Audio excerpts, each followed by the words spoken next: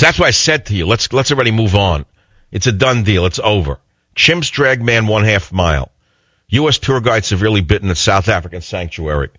Apes grab his feet and pull him on the fence. That's horrendous. Is there anything worse than being eaten, killed by a wild animal? I can't imagine. The Romans did that. I mean, if they didn't, they threw you in the arena. They threw you in the arena to be torn apart by wild animal. Oh, they had some punishments. Certain crimes in Rome they didn't do very well with. The worst thing in Rome that you could commit was killing your father. That went on quite often if they can get away with it because they wanted the man's estate. So killing a father in Rome was nothing. There was no morality. It was pre-Christian Rome. So knocking off your old man for his estate, they would do it. So they had to make the punishment so great to protect their property that the crime for killing your father in ancient Rome, pre-Christian Rome, was the worst possible punishment imaginable. They tied you up in a sack, and in the sack they threw snakes, rats, a few other little vermin, and then they threw you into the river.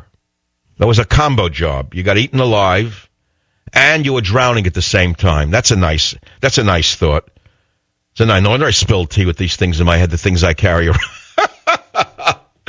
Yeah, knowledge is power. Forget about it. I think stupidity is power. Look what it does for liberals. Symbol shot. I think ignorance is power. Knowledge is not power. Knowledge is torment. Ignorance is power. Look what it does for liberals. Symbol shot. Okay, that was good. Popping up. Because the story's horrible next to it.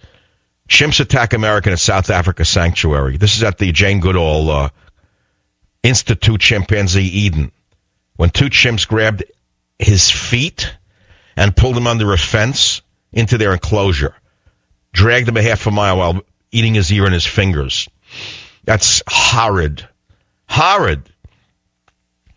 Edwin J., chairman of the Jane Goodall Institute in South Africa, said the man had crossed the first of 2 fences separating the chimps from visitors and was standing close to the second fence, which is electrified at the time of the attack. Jay said the 2 chimpanzees involved were part of a group that had been rescued from Angola and brought to South Africa more than a decade ago. No doubt they'll say that these are not normal chimps. These are conservative chimps raised by conservative handlers who made them vicious. They're not like normal chimps. That they're probably Republicans.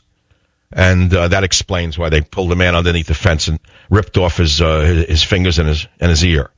That's a terrible story. Terrible story. I can't imagine what horror went through the man's mind.